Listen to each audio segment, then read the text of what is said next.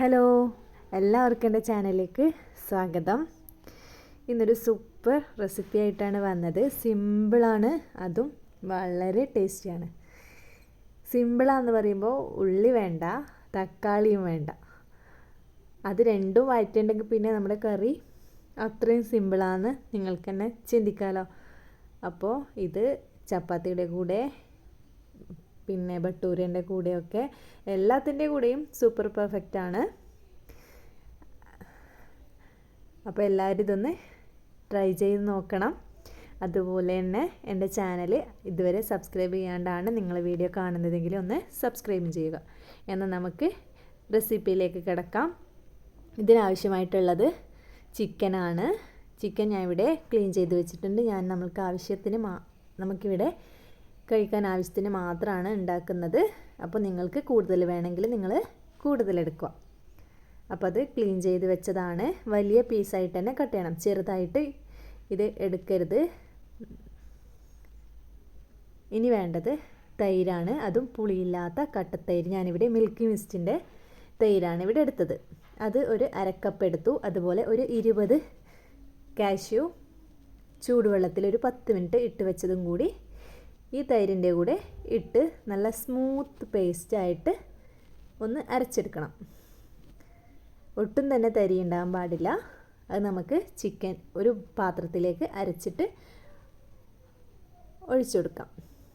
എന്ന് ഞാൻ അരച്ചിട്ട് അരച്ചെടുത്തിട്ടുണ്ട്. അരയാത്ത കാഷ്യൊക്കെ ഞാൻ എടുത്ത് മാറ്റുന്നതാണ്. അപ്പോൾ ഇത് ഫൈൻ പേസ്റ്റായിട്ട് തന്നെ അരച്ചെടുക്കുക. അതൊരു ബൗളിലേക്ക് മാറ്റി. ഇനി ഇതിലേക്ക് എന്താണ് വേണ്ടതെന്ന് വെച്ചാൽ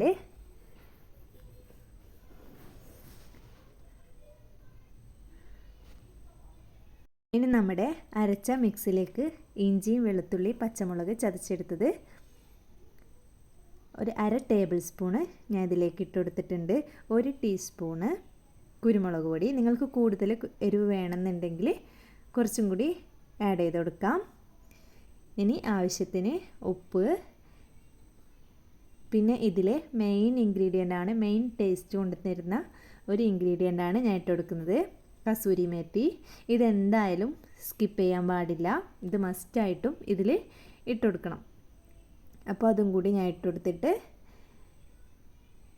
നമ്മൾ ക്ലീൻ ചെയ്ത് വെച്ച ചിക്കൻ കൂടി ഇതിലിട്ട് നല്ല പോലെ തന്നെ ഒന്ന് മാരിനേറ്റ് ചെയ്തെടുക്കുക. ഓരോ ചിക്കനിലേക്കും നമ്മൾ ഈ ഇട്ട് കൊടുത്ത മസാലകളൊക്കെ പിടിക്കുന്ന വിധത്തിൽ ഉപ്പ്, അതുപോലെ നമ്മുടെ പെപ്പർ, കസൂരി മെത്തി എല്ലാമുള്ള ഈ മിക്സ് നല്ല പോലെ തന്നെ ചിക്കനിൽ മിക്സ് ചെയ്ത് കൊടുത്തതിന് ശേഷം ഒരു ചുരുങ്ങിയത് 2 മണിക്കൂറെങ്കിലും നമ്മൾ ഫ്രിഡ്ജിലൊന്ന് റെസ്റ്റ് ചെയ്യാൻ വെക്കണം. അതിൽ കൂടിയാൽ കുഴപ്പമൊന്നുമില്ല, പക്ഷേ 2 മണിക്കൂർ എന്തായാലും വെച്ചിരിക്കണം. എന്നാൽ മാത്രമേ നമ്മുടെ ആ തൈരിൻ്റെയും അതുപോലെ നട്ട്സിൻ്റെയും ടേസ്റ്റൊക്കെ നമ്മുടെ ചിക്കനിൽ പിടിച്ചിട്ടുള്ളൂ. അപ്പോൾ ഞാൻ 2 മണിക്കൂർ ഇത് റെസ്റ്റ് ചെയ്യാൻ വെക്കുകയാണ്.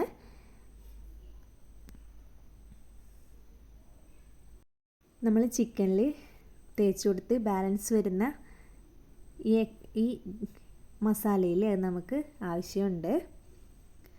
ഇനി നമുക്ക് ഇത് ഫ്രൈ ചെയ്യാനിടാം. ഞാൻ കോക്കനട്ട് ഓയിൽ തന്നെയാണ് യൂസ് ചെയ്തത്. നിങ്ങൾക്കിനി ഇഷ്ടമുള്ള ഓയിൽ ഉപയോഗിക്കാം. ഞാൻ ഇട്ട് കൊടുത്ത് അത് 2 ഭാഗവും ഒന്ന് ഫ്രൈ ചെയ്തെടുക്കുക. ഒരു ഗോൾഡൻ കളർ ആകുന്നത് വരെ തന്നെ ഫ്രൈ ചെയ്തെടുക്കുക.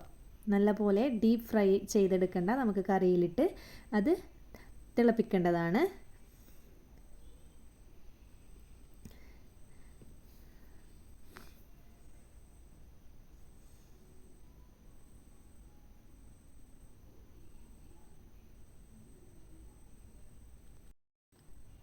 അപ്പോൾ എനിക്കിത് കറക്റ്റ് കുക്കായി കിട്ടിയിട്ടുണ്ട്.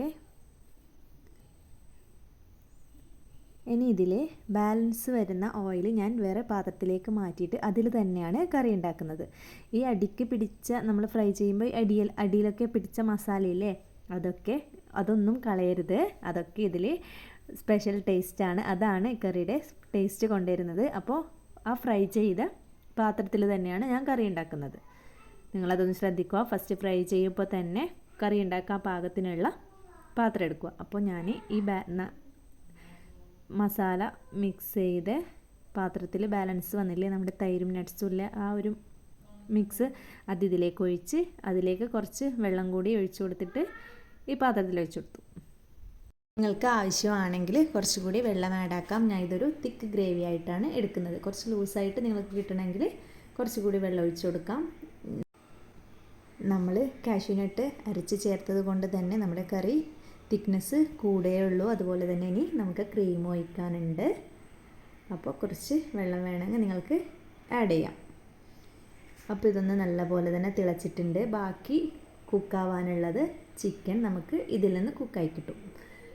നമ്മൾ ഫ്രൈ ചെയ്യുമ്പോൾ ഒരു 1/4 ഭാഗം മാത്രം വേവിച്ചാൽ മതി. ബാക്കി ഇതിൽ നിന്ന് തിളപ്പിച്ച് വേവിച്ചെടുക്കാം.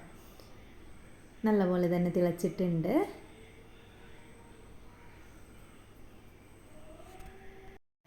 ചിക്കന് ഇടയ്ക്കൊന്ന് തിരിച്ചിട്ട് കൊടുക്കുക. അതുപോലെ തന്നെ ഫ്രൈ ചെയ്യുമ്പോൾ അടിയിൽ പിടിച്ച ആ മസാലകളൊക്കെ ഒന്ന് പാത്രത്തിൽ നിന്ന് ഇളക്കിയിട്ട് നമ്മുടെ കറിയിലേക്കൊന്ന് മിക്സ് ചെയ്ത് കൊടുക്കുക.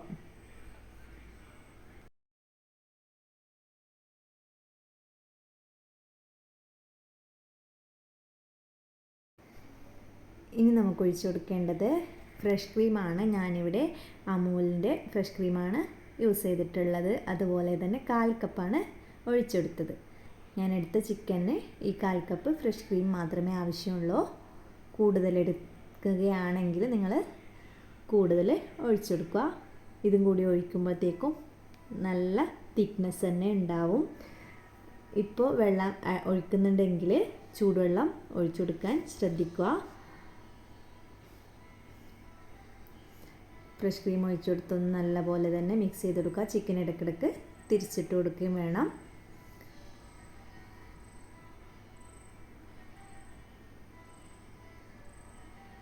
ഇത് തിളക്കുന്നതോടുകൂടി തന്നെ ഞാനതിൻ്റെ മേലേക്ക് മല്ലിയില ചെറുതായി കട്ട് ചെയ്തത് ഒന്നിട്ട് കൊടുത്തിട്ട് ഫുള്ളായിട്ടൊന്ന് മിക്സ് ചെയ്ത് കൊടുത്തു.